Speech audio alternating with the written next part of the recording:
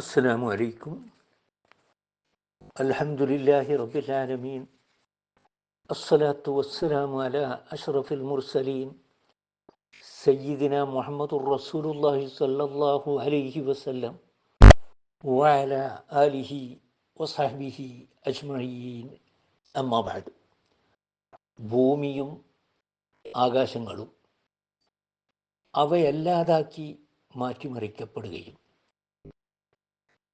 ഏകനും ശക്തനുമായ അള്ളാഹുവിൻ്റെ സന്നിധിയിൽ സർവവും യാതൊരു മറയില്ലാതെയും ഹാജരാവുകയും ചെയ്യുന്ന ആ നാളിനെക്കുറിച്ച് അവരെ താക്കീത് ചെയ്യുക.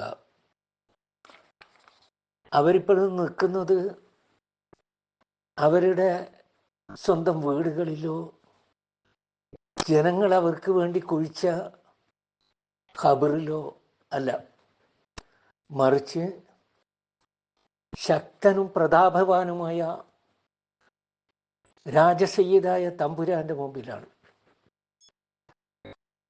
അന്ത്യദിനത്തിൽ ഭൂമിയും ആകാശവും തികച്ചും നശിച്ച് നാമാവശേഷമായി പോകുകയില്ലെന്നും, മറിച്ച് നിലവിലുള്ള പ്രകൃതി വ്യവസ്ഥ അപ്പാടെ തകിടം മറിക്കപ്പെടുകയും അതിനുശേഷം ആദ്യത്തെയും രണ്ടാമത്തെയും കാഹളം വിളികൾക്കിടയിൽ അള്ളാഹു നിശ്ചയിച്ച ഒരു കാലയളവിനുള്ളിൽ നിലവിലുള്ള അവസ്ഥ പൂർണ്ണമായി മാറ്റപ്പെടുകയും വ്യത്യസ്തമായ പുതിയ ഒരു പ്രപഞ്ച സംവിധാനം ഉണ്ടാവുകയും ചെയ്യുമെന്നും അതായിരിക്കും പരലോകമെന്നുമാണ് ഈ ആയത്തിൽ നിന്നും ഖുർആനിലെ മറ്റ് ആയത്തുകളിൽ നിന്നും മനസ്സിലാകുന്നത്.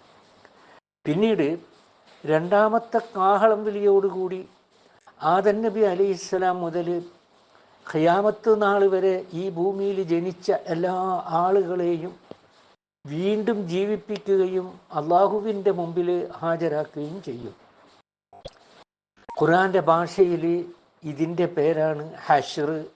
ആ കൂടുന്ന സമ്മേളനം, ആ ഒരുമിച്ച് കൂടുന്ന സ്ഥലത്തിനാണ് മഹ്ശറ എന്നും പറയുന്നത്. ഈ സമ്മേളനം ഇതേ ഭൂമിയിൽ തന്നെ ആയിരിക്കുമെന്നും നന്മതിന്മകൾ കണക്കാക്കുന്നതും വിചാരണ നടത്തുന്നതുമെല്ലാം ഇവിടെ വെച്ച് തന്നെ ആയിരിക്കുമെന്നും ഭൂമിയിലെ പ്രശ്നങ്ങൾ ഈ ഭൂമിയിൽ വെച്ച് തന്നെ പരിഹരിക്കുന്നതാണെന്നും നമുക്ക് ഖുർആനിൽ നിന്നും ഹദീസിൽ നിന്നും മനസ്സിലാക്കും.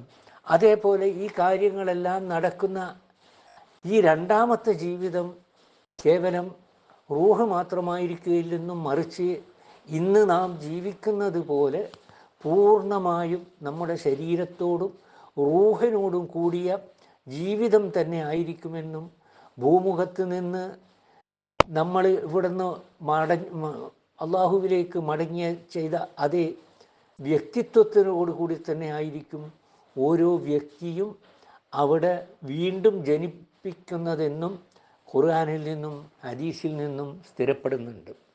അള്ളാഹു സുബ്ഹാനഹു തആല ആ അവസ്ഥയിലൊക്കെ നമ്മെ കാത്തു രക്ഷിക്കുമാറാകട്ടെ. വാഖിറു ദഅ്വാനാ അനിൽ ഹംദുലില്ലാഹി റബ്ബിൽ ആലമീൻ. അസ്സലാമു അലൈക്കും.